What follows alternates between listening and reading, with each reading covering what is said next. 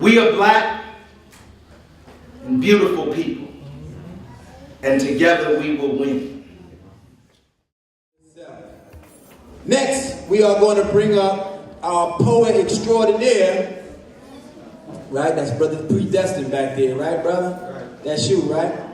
Is that you? Let's have it for our brother PreDestine. You know, I guess we got to keep repeating these same things about how we got to learn our own history. Because if you wait for your enemy to tell you history, you'll basically believe that, like they're doing in the books now, they're showing in the books, that we were slaves and then this is how we started. The true reality is we was more greater than that. You hear people say that, but honestly, you got to get your children, I'm telling you to get into some sort of education, some African American studies class. I'm going to lay bloom. I'm actually in college now, and I got African American studies class. But you will be amazed of the information that they held back from us. You know, it's anybody seen that DVD Hidden Colors? Remarkable. If y'all don't, I'm telling you right now, everybody should find a way to get that when you leave here. You will love it. One of the key things that they mentioned in Hidden Colors was, he said that after the Civil War, that the Vatican put out an edict to remove all black history from the books. We'll say that to y'all again. They put out an edict, meaning the law, let's remove all black history from the books. There was a reason for that, because we was doing some tremendous things. It's funny, anybody know about Hannibal Barker of Carney? Huh? I was watching the History Channel and they had him as being white. I was like, what? But the crazy thing about it, as they showing him being white, they show all the remarkable things that he done, you know? And that was a strange thing to me. But I'm gonna mention somebody recently that passed, not a couple of years ago. Michael Jackson, right? Everybody know who Michael Jackson is, right? I had a spoken word thing or a public speaking class where I did a speech on Michael Jackson. So I had to do a little research on Michael Jackson. And one of the things that they said was, they said he was broke, he was crazy, right? Y'all remember this, right? I went on YouTube maybe like 6 months ago, and they had, man, what's the brother name? Very active older brother. He was a comic. He was a Dick Gregory. There you go. Dick had a conversation with Michael, and he said, Mike, what is this they saying about you that you broke? He said, so Mike went somewhere and got some paperwork, and he showed him paperwork where Michael had $7 billion of liquid cash in Swiss banks. I was like, wow. So then I seen this other thing where Mike was speaking in somewhere in London, and he said, you know, basically, to make a long story short, he said, I'm gonna leaving Sony owning 51% of Sony. Right? I said, wow, this is crazy. I ain't never heard this before. So I did my research, come to find out, in the early 80s, Mike bought this northern catalog of Europe, which owned the Beatles. He bought it for $47.5 billion. Then in like maybe 82, 83, he bought CBS catalog records, right? So this Japanese company approached him in the early 80s and said, yo man, we want to get into the music business. We'll give you 50% of our company and we'll give you $90 million.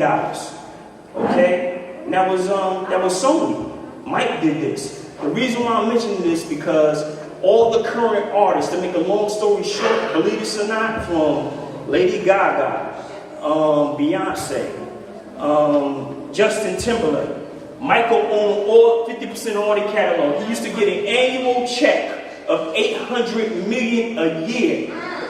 Annual. Just from all these other people and all these other artists. I say this to you for a reason because you can't wait for your enemy to tell you about yourself. I'm telling you. For instance, like Jack Johnson. People know about his boxing, but you know this dude was so intelligent. He had patents on, because he was into like cars, racing cars. Yeah. So he made this instrument that we use every day called a wrench. And he put a patent on it. It's still in it, and the patent still is on his name. Beautiful thing about us, man. Don't wait for these enemies to tell you about yourself. Obviously, you want to take the station of eminence. But the caliber you release from the chamber get the response of a rubber band and a paper clip. Plus your emanation is stewed with degenerates I have on my embalming list. I'm going to preserve them so my progeny not to classify their monstrous psychology, laced it with the etymology. So there's a resurgence of black MCs on their phone. Oh man, excuse me.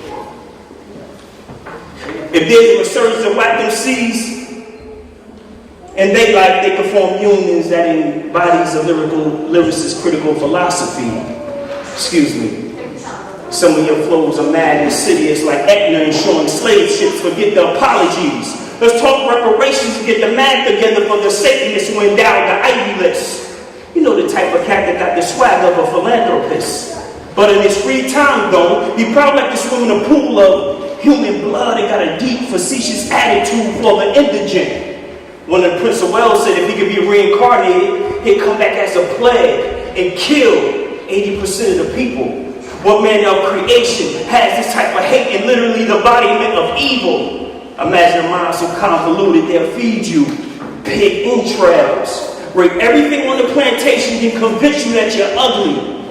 So sadistic, kill a bystander during a car game, quote the Bible, write laws in Congress. George Tillman in the life was a true incarnation of ugly. Benjamin Franklin said that the good Quakers of Pennsylvania would be shocked, and I quote, he said, when the white savages from Ireland and Scotland migrated on the scene, there was a bloodthirsty, whiskey-drinking clannish bunch. It was written that their lawlessness took part in creating a barbaric scene.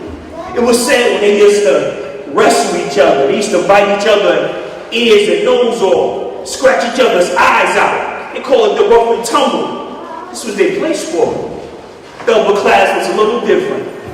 If you disagree with him, he'll call you a damn liar, then blow your brains out. You know the type that was above the law, a traveling man, a mason. Almost no doubt. Okay. The Pope told these savages that the Africans didn't have no souls. So you better believe that the tortures that was released from these demons was so horrific, it probably couldn't be told on another African soul. The cannibalism, barbarism, mutilations, brutalations of epic proportions. It's like when Stalin started to death 20 million Ukrainians. All logic, all them demons, they do proportions. America, the so-called beautiful.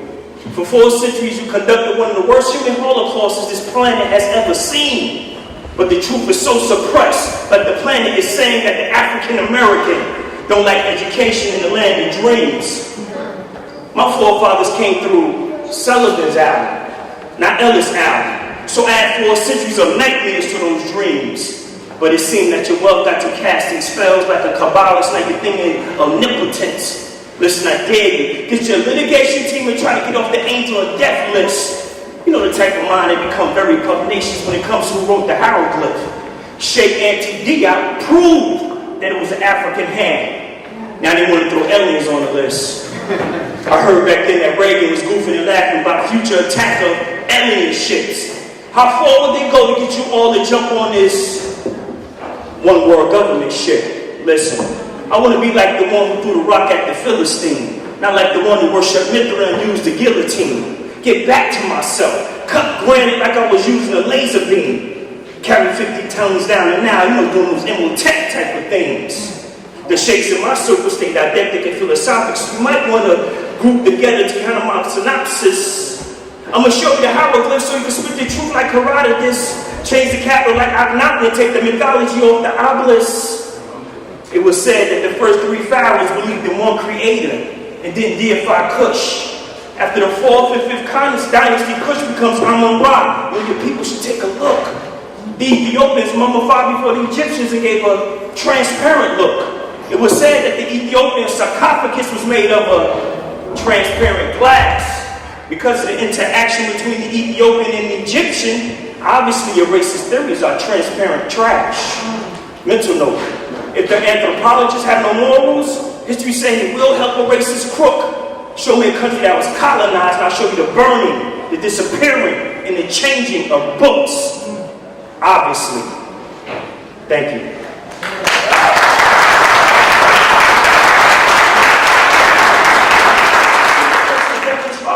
In the room. Is it that same pen that got the spark and having romantic intercourse with his wife? Then show you the true color of the Persian, but make sure he's sinister and evil. So when it hits your subconscious, you say to yourself, I never want nothing dark in my life. Ring the bell. Somebody got you in a maze. So when I tell you that a Muslim African designed and built over 10,000 palaces in just one European city, does Ivan Pavlov conditioning theory kick in and you say, no way, we was only slaves? Is this the thinking that they want the world to take to the grave? Billions of dollars spent on movies, books, and plays. Here's the question. Why Illuminati must have you to think that the African and the African American was only slaves? Thank you.